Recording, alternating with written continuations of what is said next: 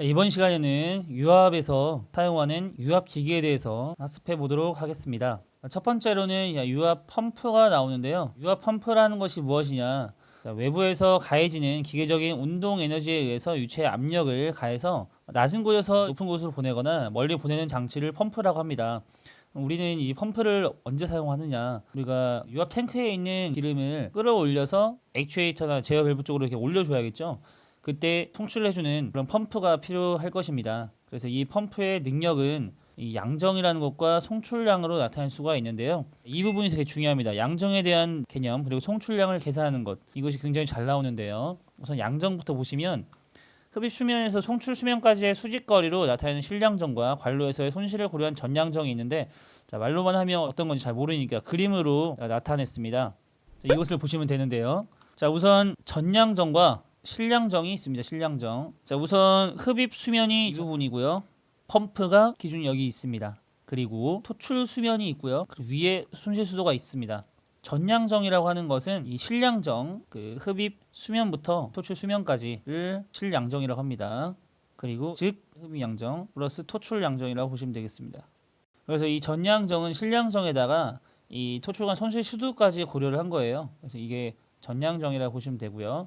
자, 흡입 양정이라고 하는 것은 여기 흡입 수면부터 펌프까지의 높이, 이게 흡입 양정이 되고요.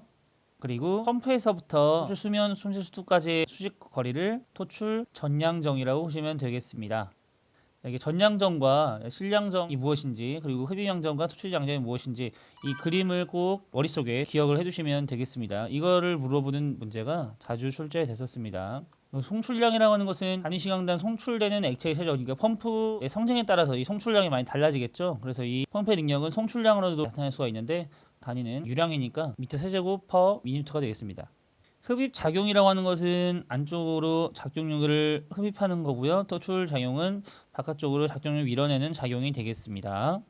자, 이제 유압 펌프의 종류 구분하는 것도 굉장히 잘 나오는데요. 이 용접형과 비용접형으로 우선 나눌 수가 있는데, 자, 용접형으로는 왕복식과 회전식으로 나눌 수가 있습니다. 용접형은 이제 압축 효율이 좋다고 생각하시면 되고요. 자, 압축 효율이 좋지 않은 것을 비용접형이라고 보시면 되겠습니다. 자, 용접형에는 왕복식, 그러니까 직선 운동을 하는 거죠. 자, 피스톤 펌프가 있을 수 있고요. 그리고 회전 펌프, 회전 피스톤 펌프가 있을 수 있습니다. 회전식으로는 기어 펌프, 베인 펌프, 나사 펌프가 있는데요. 이렇게 기어 펌프, 베인 펌프, 피스톤 펌프 이 세 개가 굉장히 잘 나옵니다. 비용접형으로는 원심식, 사류식, 충류식이 있다는 거, 이거를 구분할 수 있어야 됩니다. 이렇게 특수형에는 뭐 이런 것들이 있고요. 동력에 따라 우리가 펌프를 분류를 하게 되면 전동으로 인해서 이제 펌프가 움직이냐, 전동의 펌프, 수동으로 움직이냐, 수동 펌프, 엔진 펌프, 무동력 펌프가 있는데 이건 잘 안 나오니까 이 위에 있는 용접형과 비용접형 펌프를 구분할 수가 있어야겠습니다. 자, 비용접형 펌프입니다. 이 용접형 펌프는 비압축이라고 말씀드렸죠. 비압축. 비용접형 펌프는 이 날개차의 회전으로 물체의 회전 운동을 일으키게 해서 이때 생기는 원심력 있죠. 원심력으로 압력을 증가시킵니다. 양수를 하기 위한 그런 펌프가 되겠습니다. 이것은 유체가 흐르지 않아도 회전이 가능합니다. 그렇기 때문에 압력이 낮고 유량이 많은 경우 사용을 하게 됩니다. 비용접형 펌프는요. 볼리트 펌프, 터빈 펌프 있는데요. 자, 볼리트 펌프는 구조가 간단하고 크기가 소형인 반면에 터빈 펌프는 복잡하고 대형입니다. 원심 펌프, 비용접형 펌프, 터보형 펌프 대표적인 것이고요. 원심력을 사용한다고 했으니까요. 그리고 이게 단위 하나인지 복수인지에 따라서 단단, 다단 펌프로 나눌 수 있고, 축 방향으로 유입되는 것, 이것은 사류 펌프라고 합니다. 충류 펌프라고 하는 것은 사류 펌프와 마찬가지로 축 방향에 유입되는 것도 같은데, 이제 사류 펌프는 약간 경사진 방향으로 송출되는 거고요. 축 방향으로 송출되는 펌프가 충류 펌프라고 보시면 되겠습니다.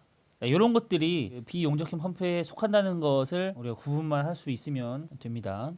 용접형 펌프가 나와 있는데요. 용접형은 최적형이라고도 합니다. 강제식 펌프죠. 비용접형은 비강제식이에요. 이 강제식 펌프라고 하는 것은 한 주기에 동작이 발생되면 일정한 양의 유체가 유압정체가 공급이 됩니다. 일정한 시간.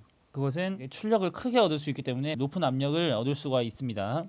일정한 유체를 흡입해서 강제로 송출한다는 것. 이게 용접형 펌프가 되겠습니다. 그래서 이 왕복 펌프와 이제 회전 펌프를 나눌 수가 있었는데요. 피스톤, 버킷, 플런저 등 왕복 운동에 의해 실린더 내에 진공을 만들어 낮은 곳에 유체를 흡입하고 이에 압력을 가함으로써 필요한 곳을 송출하는 펌프가 되겠습니다.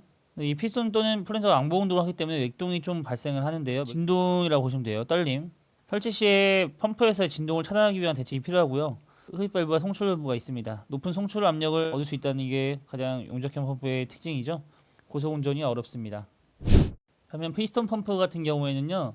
운동체로 피스톤을 사용한 펌프로서 실린더 내에서 피스톤을 왕복 운동시켜 위체의 흡입 및 송출을 하게 되고요. 이게 구조가 굉장히 복잡합니다. 가격이 고가고요. 가벼운 용량 펌프로 많이 사용되고 고속 고압의 유압 장치에 적합합니다. 근데 효율이 제일 좋아요. 다른 유압 펌프에 비해서 효율이 가장 좋다는 거. 그래서 이 피스톤 펌프가 가장 중요합니다. 항상 공부하실 때 가장 효율이 좋거나 가장 많이 쓰이는 것 이런 것들 위주로 공부하시면 될 거예요. 이게 플런저 펌프라고 나와 있는데 피스톤 펌프 대신에 플런저를 사용한 것이라고 나와 있습니다.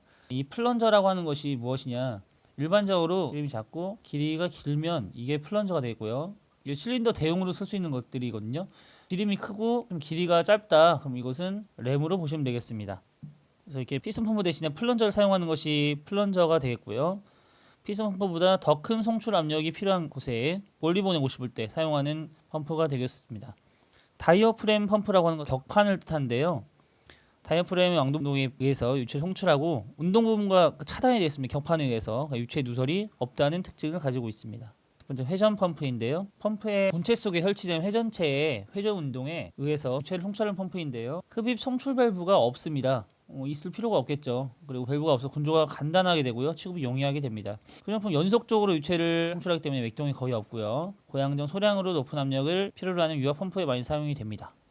기어 펌프라고 하는 것은 기어는 보통 구조가 피스톤 펌프와 반대라고 생각하시면 되는데요. 구조가 굉장히 간단하고 가격이 저렴합니다. 그리고 신뢰도가 높고 운전보수가 많이 편리해서 일반적으로 사용하는 펌프로 보시면 되겠고요. 베인 펌프라고 하는 것은 기어 펌프와 피스톤 펌프의 사이라고 보시면 되겠습니다. 기어 펌프 구조가 간단하고 가격이 저렴했습니다. 피스톤 펌프는 가격이 고가이고 복잡한 대신에 효율이 굉장히 좋았었고요.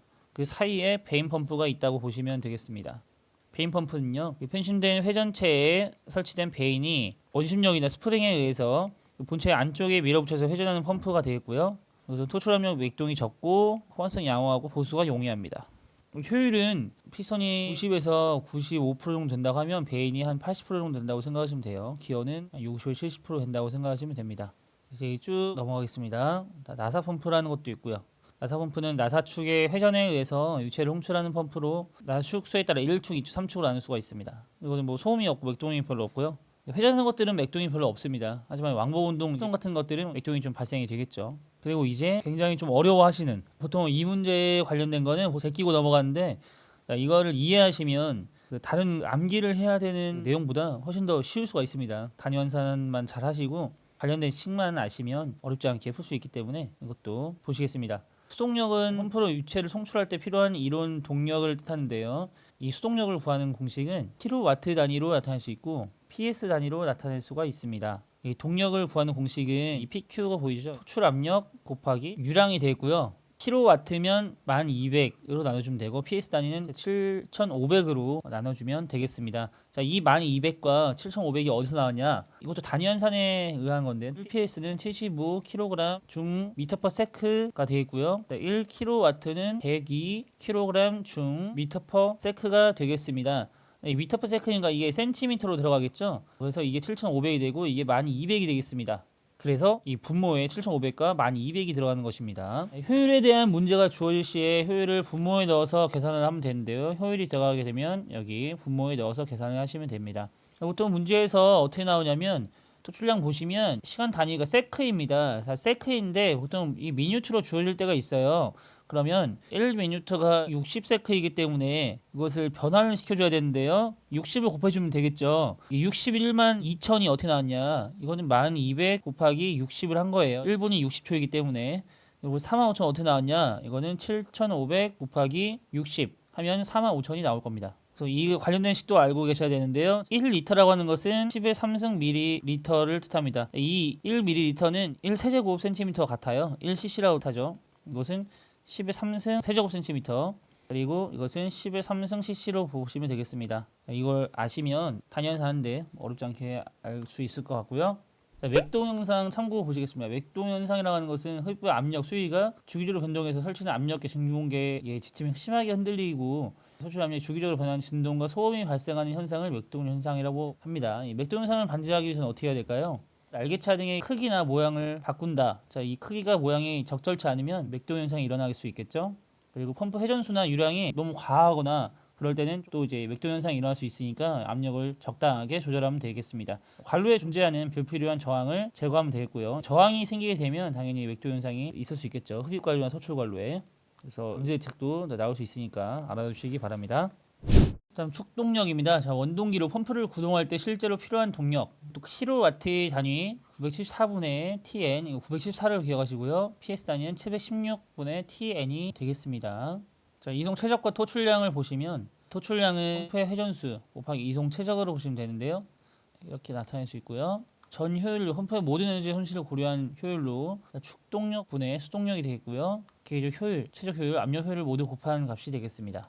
펌프의 효율을 나타내는 이 용어가 중요한데요. 펌프 전 효율은 용적 효율과 기계 효율을 곱한 값이 되겠습니다. 용적 효율이라고 하는 것은 이론 토출량과 실제 토출량의 비율이고요. 기계 효율이라고 하는 것은 펌프의 기계적 손실을 감안한 그런 효율이 되겠습니다. 펌프의 손실을 보시면 수력 손실, 누설 손실, 기계 손실로 나타낼 수가 있는데 이 수력 손실이라고 하는 것은 펌프 자체에서 발생하는 양정의 손실을 뜻합니다.